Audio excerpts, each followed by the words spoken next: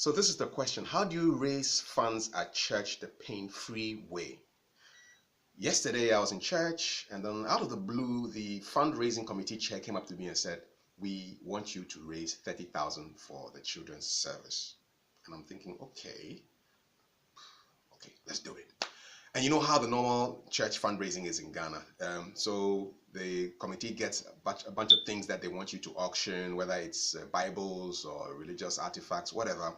And then you're looking for 2 people to give me 5,000 CDs, 3 people to give me 4,000 CDs, 5 people to give me 1,000 CDs, and it goes all the way down to the very end, and then everybody else does their little bit, which can spend a lot of time. It's very painful for the auctioneer because you have to find people with deep pockets. It's painful for those who have the deep pockets because it almost feels as if all the financial burdens are being put on them. It's painful for those who are watching, who are not going to give any money. They're only thinking about the fufu that they are waiting for at the end of service. So while I was sitting and waiting to be called up to do the fundraising, I did a quick head count of people in church. I go to a small church, 150 people. And so when I got up, I introduced myself and said, "Hi, guys. I don't have much time to raise the funds, so this is what we're going to do. We are 150 people in this church. If we divide our target of 30,000 by 150, it means everybody gets to give 200 CDs, all adults, 200 CDs, and we're out of here." The other way is also to find 30 rich people or 30 families and tax each of them 1,000 CDs. Which option do you vote for? Hands went up, and the 150 people giving 200 CDs option won.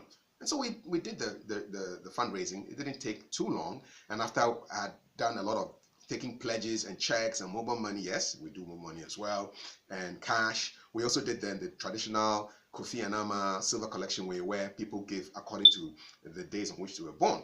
After me came the regular traditional fundraiser, and he did the, 5 people to give me X amount, and all the way down to the end. Good news is that at the end of the story, when they did the totals, my method brought in more than 50% of the 30,000 target, which shows that you can actually raise funds better when you democratize the giving. So you don't put pressure on the normal, usual suspects, the people who are rich and always have to give money and sometimes don't even come to church because they don't want to have the burden. And then I didn't have too much pressure on me because I was just basically asking everybody in the audience to give me 200 CDs, which wasn't much. People gave even more than the 200. Some gave 1,000, some placed 2,000 CDs. And then the general congregation were happy. Everything ended on time, and they were able to go home and continue with your Sunday. So the moral of this story is that you can do things differently. You can spread the burden. Everybody feels that they are part of getting the money. And by the way, the money was for a space for the children to do their Sunday school. All in all, I think we achieved our target and we did a great job. So that's a pain-free way of raising funds in church.